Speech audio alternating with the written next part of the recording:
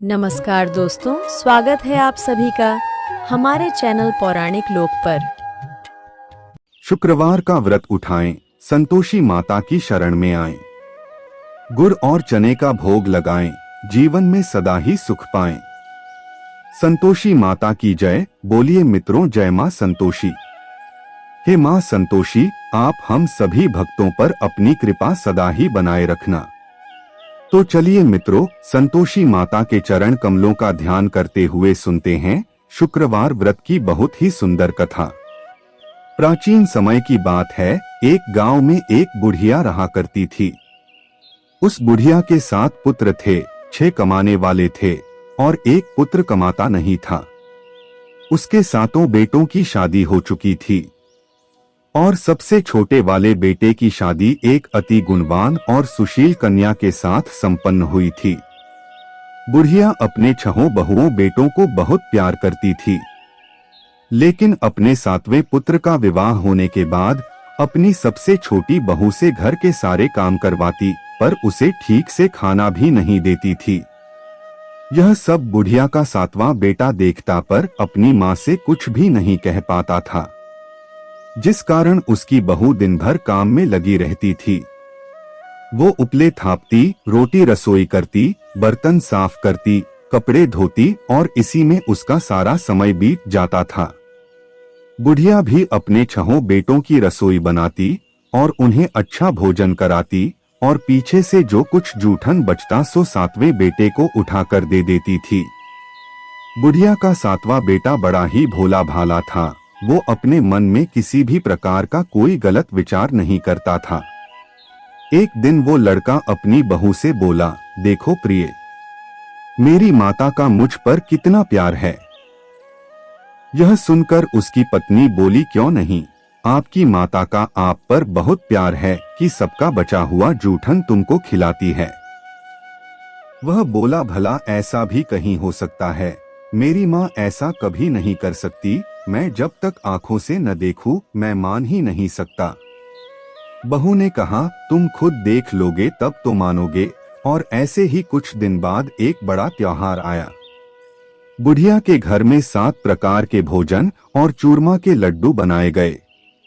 बुढ़िया का 7वां बेटा अपनी पत्नी की बात को जांचने के लिए सिर दर्द का बहाना करने लगा और एक पतला कपड़ा सिर पर ओढ़कर रसोई घर के पास ही लेट गया। अब तो लड़का कपड़े में से सब देखता रहा कि आखिर क्या हो रहा है। जब 6 भाई भोजन करने आए तो उसने देखा कि मां ने उनके लिए सुंदर सुंदर आसन बिछाए हैं।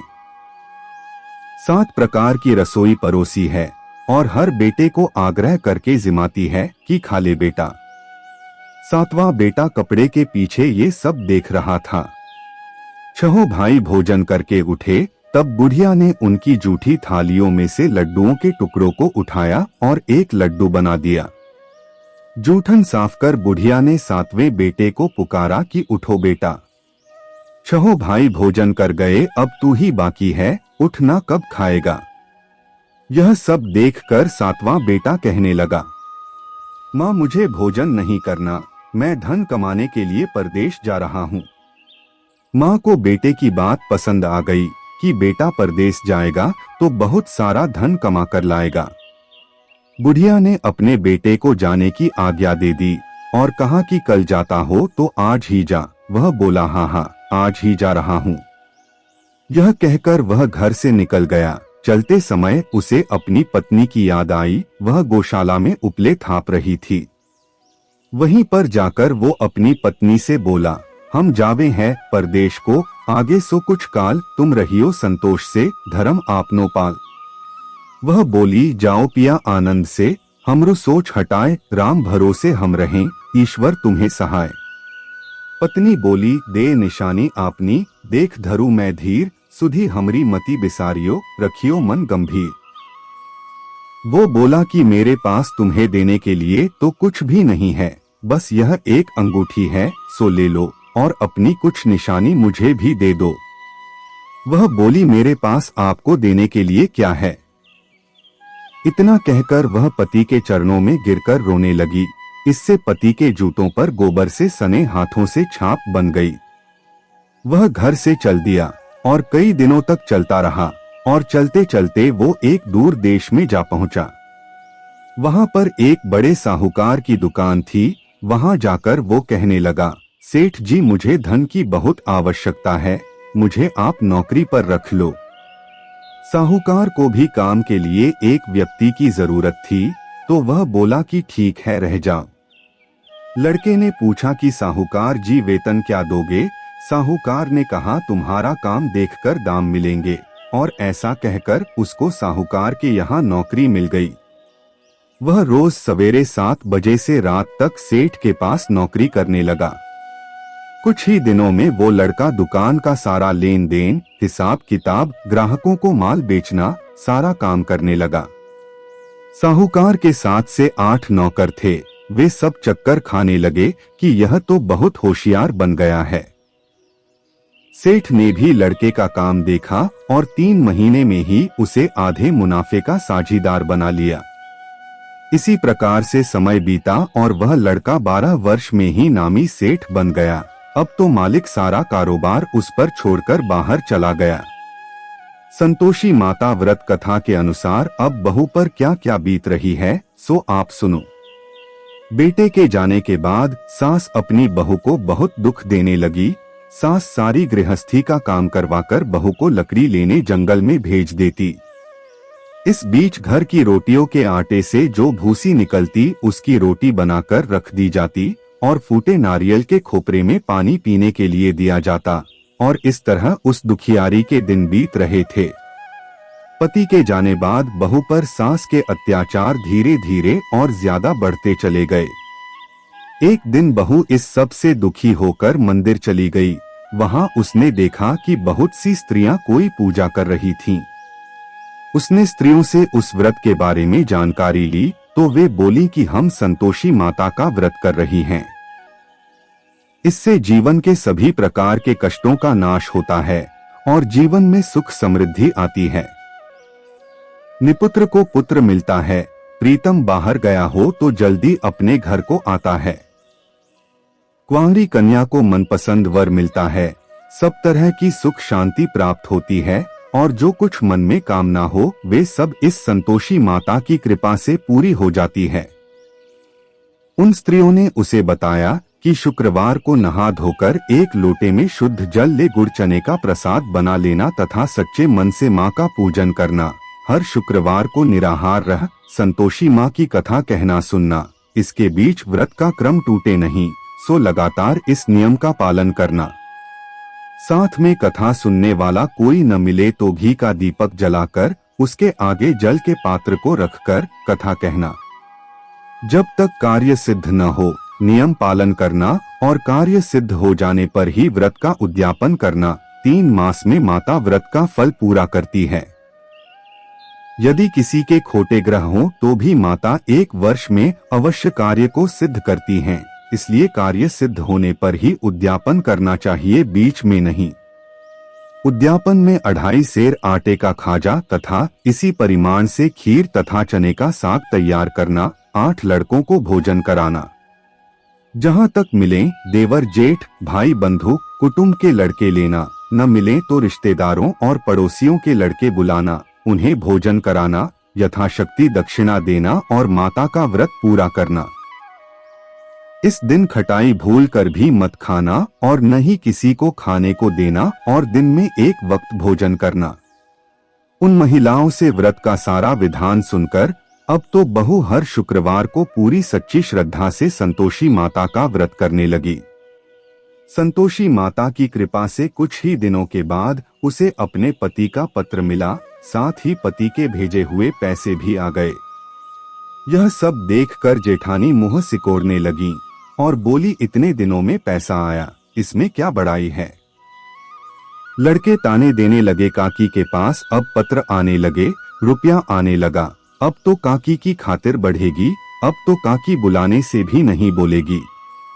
बेचारी सरलता से कहती, भैया पत्र आवे रुपया आवे तो हम सबके लिए अच्छा है। ऐसा कहकर आंखों में आंसू भरकर संतोषी माता के मंदिर में आकर मातेश्वरी के चरणों में गिरकर रोने लगी और बोली कि माँ मैंने तुमसे पैसा नहीं मांगा, मुझे पैसे से क्या काम है, मुझे तो अपने सुहाग से काम है।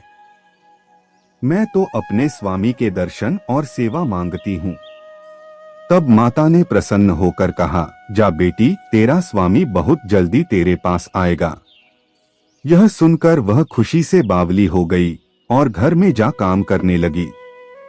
अब संतोषी माँ विचार करने लगी कि इस भोली भाली पुत्री से मैंने कह तो दिया तेरा पति आएगा, पर कहां से? वह तो स्वप्न में भी इसे याद नहीं करता, उसे याद दिलाने मुझे जाना पड़ेगा। इस तरह माता बुढ़िया के बेटे के पास स्वप्न में प्रकट होकर कहने लगी, साहूकार के बेटे, सोता है या जागता है? वह बोला, माता सोता भी नहीं हूँ, जागता भी नहीं हूँ, बीच में ही हूँ, कहो क्या आ गया है? माँ कहने लगी, तेरा घर बार कुछ है या नहीं? वह बोला, मेरा सब कुछ है माता, माँ बाप, भाई बहन, बहू, क्या कमी है? माँ बोली, पुत्र, तेरी स्त्री घोर कष्ट उठा रही है, माँ बाप उसे दुख दे रहे हैं, वह तेरे लिए तरस रही है, तू उसकी सुधि ले। वह बोला, हाँ माता, यह तो मुझे मालूम है, परंतु मैं जाऊं तो जाऊं कैसे? परदेश की बात है, लेन देन का कोई हिसाब नहीं, कोई जाने का रास्ता नजर नहीं आता, मैं कैसे चला जाऊं? माँ कहने लगी, मेरी बात मान, सवेरे नहा धोकर संतोषी माता का नाम ले और एक घी का दीपक जला। दंडवत होकर दुकान पर जाकर बैठना, देखते ही देखते तेरा लेन देन सब चुकता हो जाएगा, जमा माल बिक जाएगा, सांझ होते होते धन का ढेर लग जाएगा। जब सवेरे उठकर उसने लोगों से अपने सपने की बात कही तो वे सब उसकी बात अनसुनी कर खिल्ली उड़ाने लगे कि कहीं सपने भी सच होते हैं। पर एक बूढ़ा बोला, देख भाई, मेरी बात मान, इस प्रकार साँच झूठ करने के बदले देवता ने जैसा कहा है वैसा ही करने में तेरा क्या जाता है? वह बूढ़े की बात मान स्नान कर संतोषी माँ को दंडवत कर घी का दीपक जला दुकान पर जा बैठा। थोड़ी देर में वह क्या देखता है कि देने वाले रुपया लाए, लेने वाले हिसाब लेने लगे, कोठे से भरे सामानों के खरीदार नकद दाम में सौदा करने लगे, शाम तक धन का ढेर लग गया। माता का चमत्कार देख प्रसन्न होकर मन में माता का नाम लेकर अपने घर ले जाने के लिए गहना कपड़ा खरीदने लगा और वहां के काम से निपटकर वह घर को रवाना हुआ। वह बहू बेचारी जंगल में लकड़ी लेने जाती है, लौटते वक्त माँ के मंदिर पर विश्राम करती है। वह तो उसका रोजाना रुकने का स्थान था। दूर से धूल उड़ती देख वह माता से पूछती है, हे माता, यह धूल कैसी उड़ रही है? माँ कहती है, हे पुत्री, तेरा पति आ रहा है। अब तू ऐसा कर, लकड़ियों के 3 बोझ बना ला, एक नदी किनारे रख, दूसरा मेरे मंदिर पर और तीसरा अपने सिर पर रख। तेरे पति को लकड़ी का गट्ठा देखकर मोह पैदा होगा, वह वहां रुकेगा, नाश्ता पानी बना खाकर माँ से मिलने जाएगा। तब तू लकड़ियों का बोझ उठाकर घर जाना और बीच चौक में गट्ठा डालकर 3 आवाजें जोर से लगाना, लो सासू जी। लकड़ियों का गट्ठा लो, भूसी की रोटी दो और नारियल के खोपरे में पानी दो। आज कौन मेहमान आया है? माता की बात सुन बहू बहुत अच्छा माता कहकर प्रसन्न होकर लकड़ियों के 3 गड्ढे ले आई। एक नदी तट पर, एक माता के मंदिर पर रखा और एक सिर पर रखा। इतने में ही वहां एक मुसाफिर आ पहुंचा। सूखी लकड़ी देख उसकी इच्छा हुई कि अब यहीं विश्राम करे और भोजन बना खाकर गांव जाए, और इस प्रकार भोजन बना विश्राम कर वह गांव को गया। वो घर में सबसे प्रेम से मिला और उसी समय बहू सिर पर लकड़ी का गट्ठा लिए घर में आती है। लकड़ी का भारी बोझ आंगन में डाल, जोर से 3 आवाज देती है, लो सासू जी लकड़ी का गट्ठा लो, भूसी की रोटी दो, नारियल के खोपरे में पानी दो। यह सुनकर सास बाहर आ गई, अपने दिए हुए कष्टों को भुलाते हुए कहती है, भू ऐसा क्यों कहती है? तेरा मालिक तेरा पति आया है। अब बैठ, मीठा भात खा, भोजन कर, कपड़े घने पहन। इतने में आवाज सुन उसका स्वामी बाहर आता है और अपनी अंगूठी देख व्याकुल हो माँ से पूछता है, माँ यह कौन है? माँ कहती है, बेटा यह तेरी बहू है, आज 12 वर्ष हो गए तू जब से गया है, तब से सारे गांव में जानवर की तरह भटकती फिरती है, कामकाज घर का कुछ करती नहीं, 4 समय आकर खा जाती है। अब तुझे देखकर भूसी की रोटी और नारियल के खोपरे में पानी मांगती है। वह लज्जित हो बोला, ठीक है माँ, मैंने इसे भी देखा है और तुम्हें भी देखा है। अब मुझे दूसरे घर की चाबी दो तो उसमें ही रहूंगा। तब माँ बोली, ठीक है बेटा, तेरी जैसी मर्जी। इतना कहकर चाबी का गुच्छा पटक दिया। उसने चाबी लेकर दूसरे कमरे में जो तीसरी मंजिल के ऊपर था, खोलकर सारा सामान जमाया और एक दिन में ही वहां राजा के महल जैसा ठाट बाट बन गया।